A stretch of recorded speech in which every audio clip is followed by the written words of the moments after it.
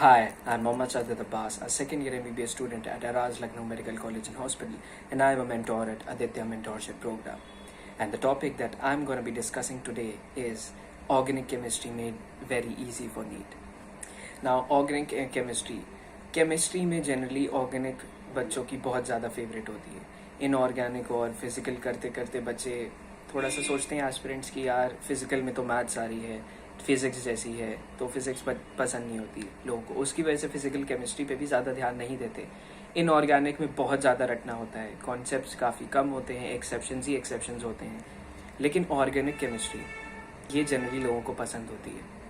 लेकिन you must have noticed in the past recent history of the NEET exam, organic chemistry से questions जो आ रहे हैं वो बहुत घुमा फिरा के आ रहे हैं. They are not easy, they are not direct, they are not to the point.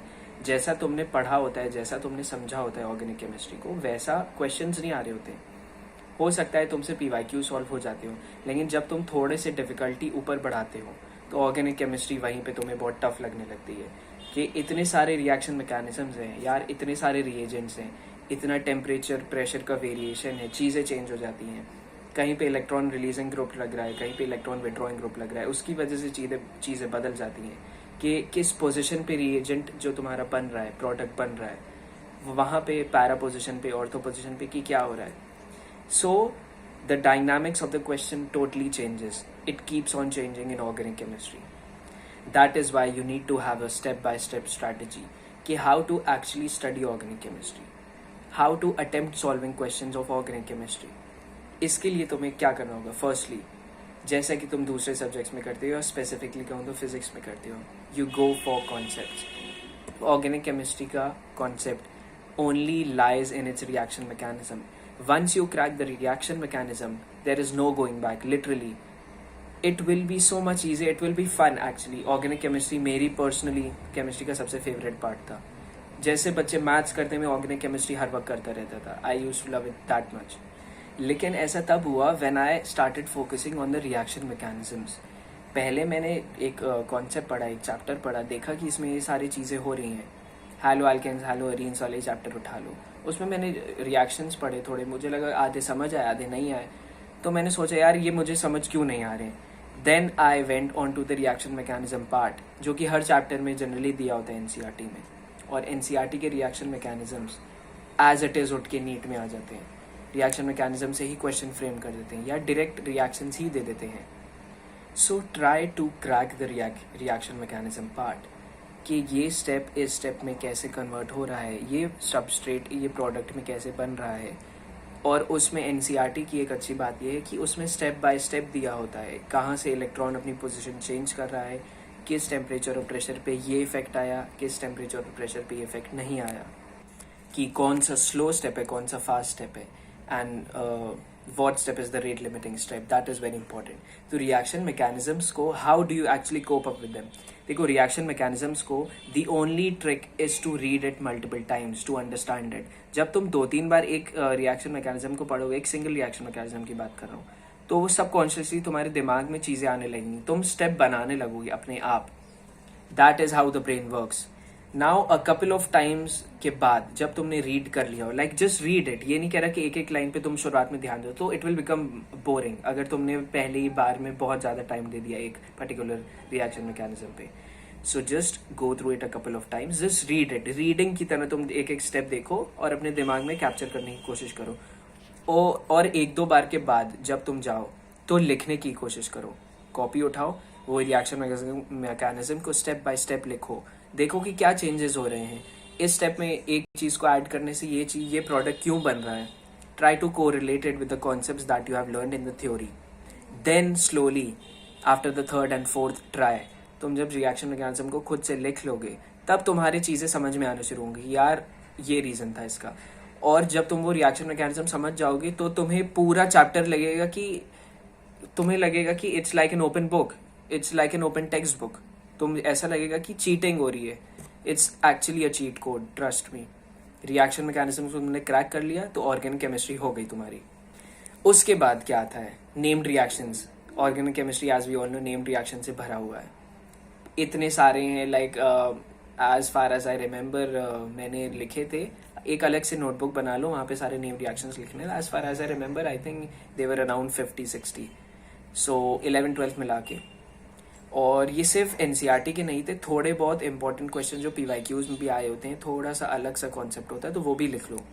और नेम रिएक्शंस की जनरली एस्पिरेंट्स में ये रहता है दिमाग में कि यार इतने सारे हैं, तो इतने सारे रिएजेंट्स हुए, इतने सारे टेम्परेचर प्रेशर के वेरिएशंस हो गए, तो हम याद कैसे करें। तो यार नेम्ड रिएक्शंस के लिए तो तुम ट्रिक्स रखो, ऐसी ट्रिक्स रखो कि they should be relevant to you. They might be silly, they might sound silly, जरूरी नहीं है कि एक बहुत ऐसी ट्रिक होनी चाहिए कि वो सुनने में अच्छी हो, दिखने में अच्छी हो। Like let me give you an example जो कि अभी which I can recall right now. जो एक रिएक्शन था हैलो एल्केन्स और हैलो एरीन में, Finkelstein and Swarts reaction, this was halogen exchange reaction. तो मैं सोचता था यार किस में आयोडीन आएगा, किस में फ्लोराइड आएगा।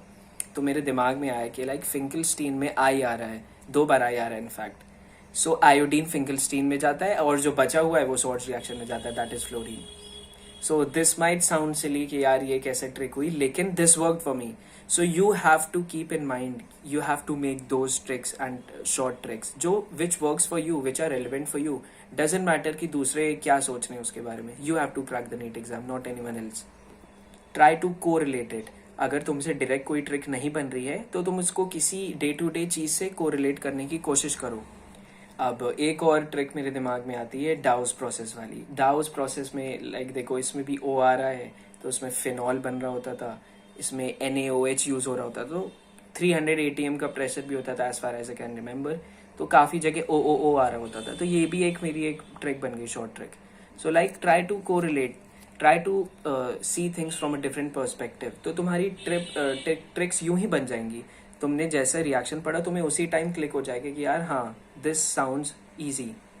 नाउ जब तुमने नेम रिएक्शंस पढ़ लिए उसके बाद क्या करो, कन्वर्जन्स। क्योंकि एनसीईआरटी में जो मैक्सिमम क्वेश्चंस नीट एग्जाम में आते हैं एनसीईआरटी से, वो कन्वर्जन्स पे बेस्ड होते हैं। इससे ये कन्वर्ट हो रहा है, बीच का स्टेप मिसिंग होगा। या फिर तुमसे एक डायरेक्टली नेम रिएक्शन पूछा होगा, उसमें नाम नहीं दे रखा होगा, रिएक्शन या रिएजेंट पूछ रखा होगा, प्रेशर और टेम्परेचर भी इनफैक्ट पूछ रखे होते हैं, मैच द फॉलोइंग करवा लेते हैं। काफ़ी बार ऐसे क्वेश्चन आए हैं। सो जब तुमने रिएक्शन मैकेनिज्म्स क्रैक कर लिए, जब तुमने नेम रिएक्शंस याद कर ली, अलग अलग चीज़ें लिख ली अलग जगह पे, तो तुम्हारे लिए conversion would be so much easier. और फिर तुम्हें एक्चुअली में कन्वर्ट करने में मज़ा आने लगेगा चीज़ों में को। लाइक अल्कोहल से एसिड बन रहा है, एसिड से अल्कोहल बनाते हैं। You have to like throw yourself questions और challenges. Now keep this in mind, ये बहुत ज़रूरी है कि जो एग्जैक्टली क्वेश्चन में दिया रहता है, जो एनसीईआरटी में दिया है, लाइक सॉल्व एग्जाम्पल्स हो गए, इंटेक्स्ट क्वेश्चन हो गए या बैक एक्सरसाइजेस के हो गए, वो तो करने ही है तुम्हें, लेकिन तुम इसके अलावा क्या कर रहे हो। What are you doing to stand out in a population of like lakhs. इतने बच्चे नीट एग्जाम देंगे, इतना कॉम्पिटिटिव एग्जाम है, यहाँ पे सिर्फ एक्यूरेसी काम आती है क्या, ऐसा है? नहीं, स्पीड के साथ एक्यूरेसी काम आती है। सो दैट इज वाई जैसे ही तुम कन्वर्जन्स करो, जितने कन्वर्जन्स कर रहे हो, तुम उसका उल्टा भी करके देखो। एटलीस्ट उन क्वेश्चंस का तो करो जो कि पीवाईक्यूज आए हैं। हाँ, मैं भी मान सकता हूँ कि इतना टाइम नहीं होता कि सारे क्वेश्चंस को तुम लाइक रिवर्स करने की कोशिश करो, but try to challenge yourself at least with the PYQs, क्योंकि पीवाईक्यूज से जो कॉन्सेप्ट जनरेट होते हैं वो टाइम टू टाइम रिपीट होती है चीज़ें। So like just keep focusing on the conversion part, वो मैथ्स की तरह तुमसे ईजिली स्मूथली होता रहेगा। सो जब तुमसे कन्वर्जन्स होने लगेंगे then you will actually think यार हाँ, organic chemistry was actually the easiest part. लेकिन उसके बाद भी तुम्हारे ऐसे क्वेश्चंस आएंगे, you gonna face some questions जो पीवाईक्यूज में आए होंगे कि यार ये कैसा क्वेश्चन है, ये कैसा कॉन्सेप्ट है, मैंने इतना सब पढ़ने के बाद भी ये तो कभी नहीं पढ़ा। वो इस वजह से होता है because there are particular traps set by the examiner for an exam like NEET, क्योंकि यहाँ पे बच्चों ने पढ़ा सब कुछ होता है लेकिन स्पीड के साथ करना होता है, इस वजह से you tend to make silly mistakes. So some of the common traps set could be like, तुमने क्वेश्चन पढ़ा, तुम्हें लगेगा कि हाँ यार इसमें ये रिएजेंट लग रहा है, ये तुम्हारा प्रोडक्ट बनेगा, कंफर्म है मुझे, मैंने यही पढ़ा था।